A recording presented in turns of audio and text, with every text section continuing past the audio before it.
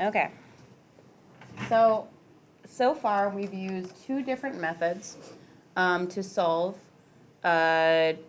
systems of equations. The first one was graphing and seeing where two lines crossed. Well, I like that one a lot better. The second one was plugging in stuff into the other equation, which is called substitution, right? This one's called elimination. It's another algebra way, and it is, in my opinion, well, it's my favorite, because it's fast and it's easy. Okay? The ones from the next section will also be elimination, and that will be less fast and easy. They'll still be easy, but it will be less fast because you're going to have to do some extra steps. Hey, take that out of your mouth. I watched a kid inhale a pen cap once in my classroom, and he had to go to the emergency room and get it cut out. What? That's why they're airplanes. Yeah. And we could hear it whistling when he breathed because it was stuck right here, and he had to get it cut out in the emergency room. It was not fun. Yeah, so anyway, that made me wary about having people do that, as you can imagine. All right, we're going to do this here. I'm going to write down elimination steps over here.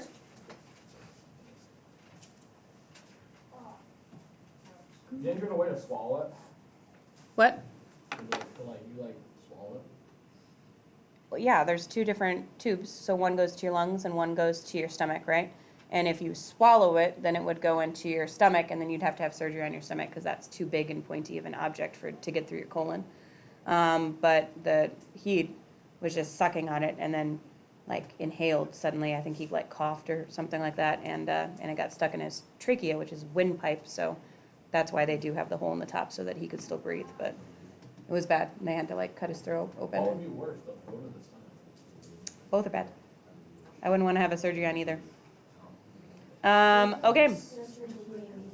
So, are we ready? All right, can somebody raise their hand and tell me this? Why would this be an awful set of equations to graph? Connor. Right, you'd have to make them both look like y equals mx plus b, and that'd require a lot of steps. That'd be annoying, right? Can somebody tell me why this would be a really annoying thing to put into a substitution problem? Aiden? No? Just doing this for fun. Zach? Pretty much the same reason, because then you'd have to put it into X equals or y equals, right? And do you guys remember that last time, even when we had to solve for an x equals or a y equals, at least the x was by itself already, or the y was by itself already, and we just moved things out of the way? Can you see that this is going to be fractions? And they're going to be gross fractions, fractions with 3s, 5s, and 11s. Yuck. Nobody wants this. Okay, so instead we're going to do elimination. All right, step 1 is you are going to multiply one or both equations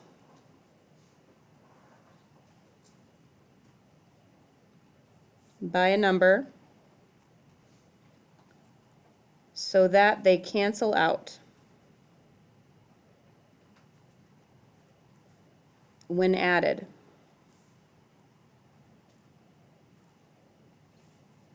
And I'm going to write in parentheses here, may not be needed.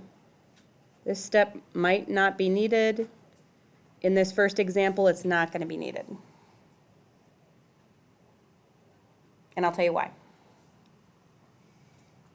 So again, it says multiply one or both equations by a number so that they cancel out when added.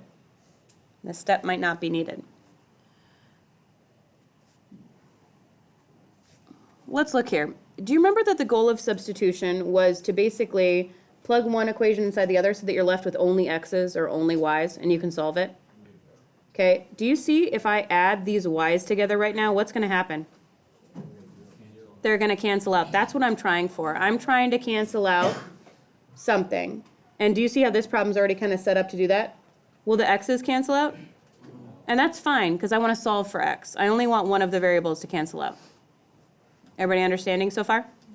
We haven't had to multiply anything yet. We'll do that in just a minute. So step 2 is to add the equations.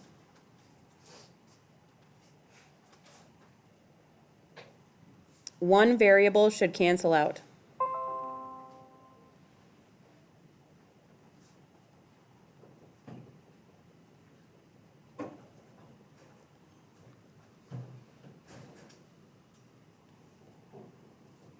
It also means that you need to have one variable positive and one variable negative to cancel them out. These both couldn't be like positive 5y or they'd add up to 10. What's 3x plus 5x? 8x. Put a little 2 right here. And these ones cancel out. Equals 11 plus 5 is 16. Now what do you think we're going to do? Divide by 8. Yeah, you were thinking of the answer, weren't you? So solve for the variable that's left.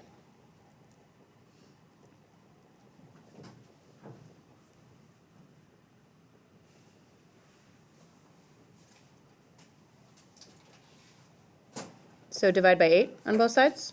So you end up with x equals 2. Stop tapping. Step 4, ideas.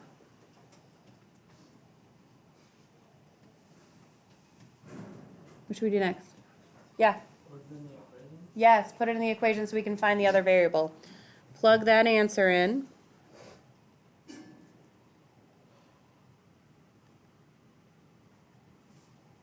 Either equation.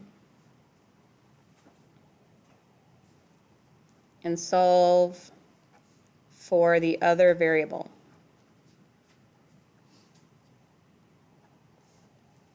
You guys still appreciating steps?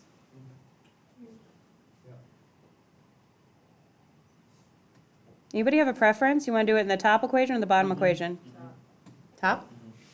Okay, so 3, instead of x, I'm going to write 2 plus 5y equals 11. This was step what, 4?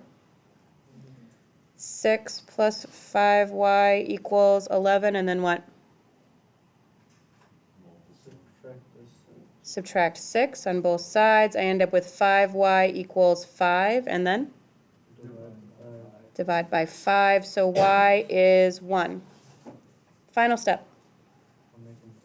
Write as a point.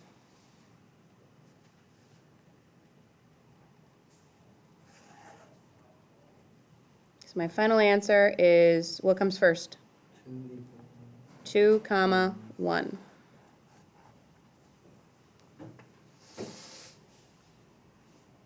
How are we feeling about this? Okay, now I realize that some of you are thinking, I'd rather graph every single problem, or I'd rather always use this method or always use substitution because I understand it.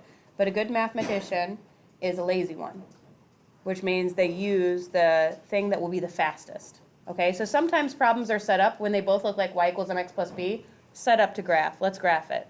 And some might be set up like this, where the x's and y's are right on top of each other. It looks like it'd be easy to do with elimination. Or maybe one looks like y equals and the other doesn't, and that'd be easy for substitution. So you got to kind of think about what you can do.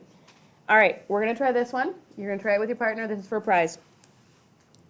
5x plus 13y equals 20, and negative 5x minus 3y equals 30. All right, talk to each other.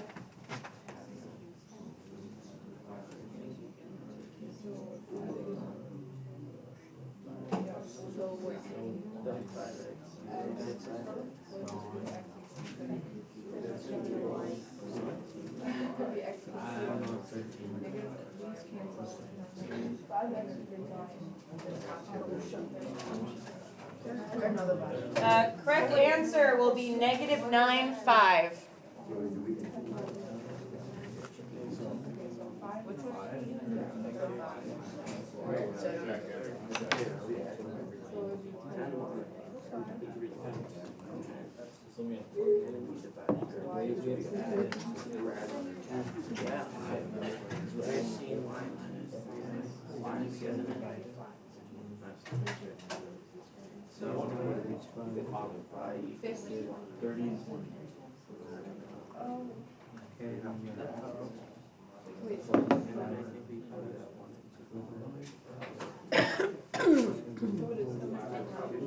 Talk out loud to your